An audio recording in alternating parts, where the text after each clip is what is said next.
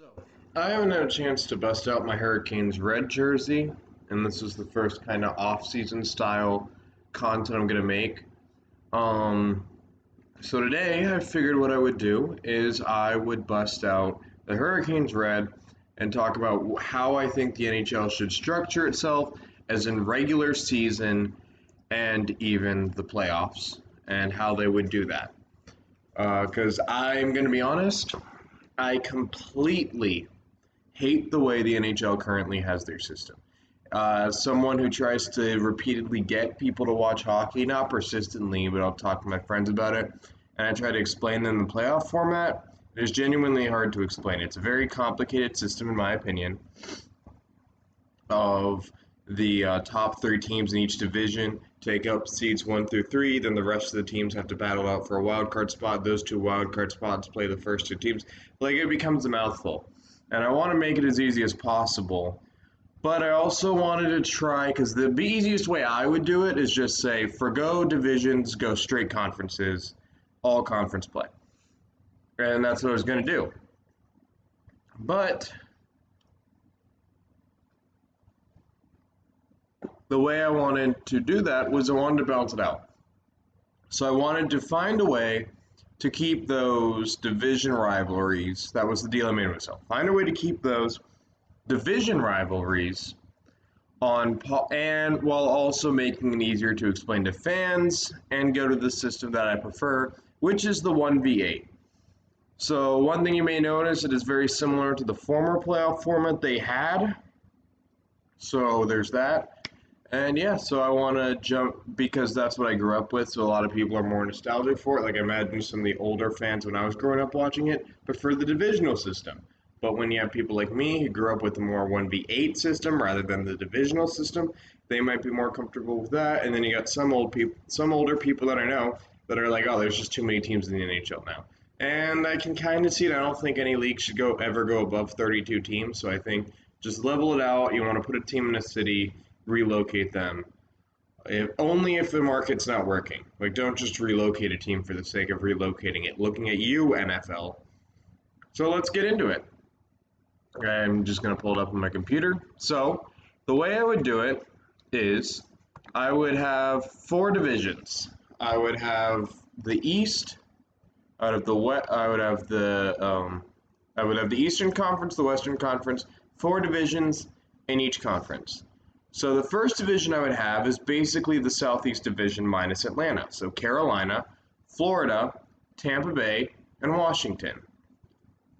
Then the other division I would have, and there is a little bit of cheating because I wanted to keep things geographically the same, but there will be a bit of cheating.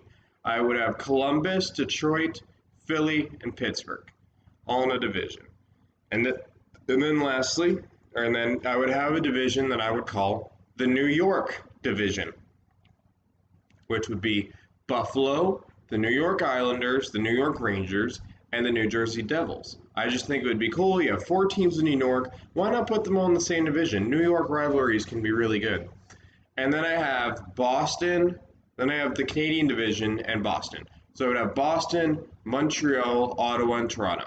Now, geographically, it would make more sense to put Boston with Detroit, but I admittedly wanted to try and keep Montreal and Boston together. And Boston and Toronto, and then Toronto and Ottawa had to be in the same. Ottawa and Montreal didn't have to be in the same, but I think there's a good rivalry there if they're ever good at the same time. So yeah, I have Boston, Montreal, Ottawa, and Toronto, but Boston could easily be switched with Detroit if you would prefer that. So next I have the West divisions. So we have the kind of North Pacific division, which would be California, Edmonton, Seattle, and Vancouver.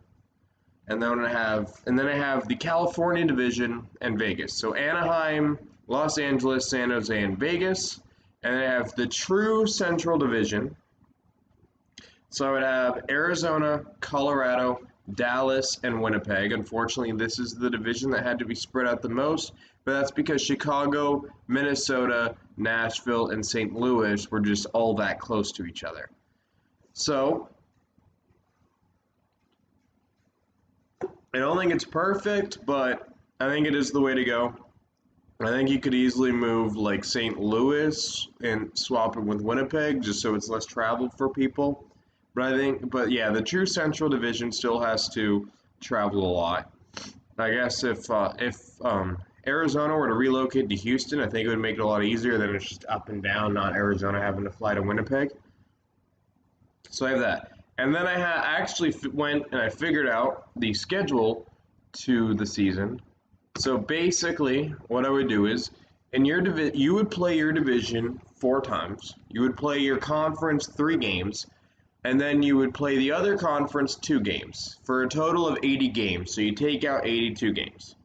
So you're canceling 2 games. I don't know if the NHL would ever do it, but I think this is the easiest way to figure out how you want to do it. So 80 games, division 4 times, conference 3 times, and the other conference 2 games. But you may ask yourself, what I would do, and I think the NHL should do this now as is I would save half of the division games you play in the beginning, and then the other half you play at the end.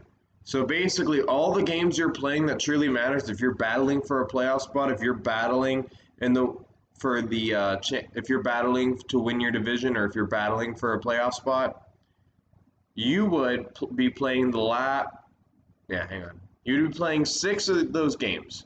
Your last 6 games of the season would be against all division rivals, and then your first 6 games of the season would be against your division rivals. Because I think those are the games that get the most competitive.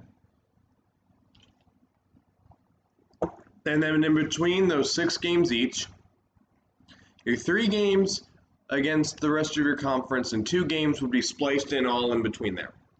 Preferably, I'd want like all the conference games to come in the very middle of the season, but I think that is a little too complicated to get when you have LA that has to go on the road trip during like the Grammys.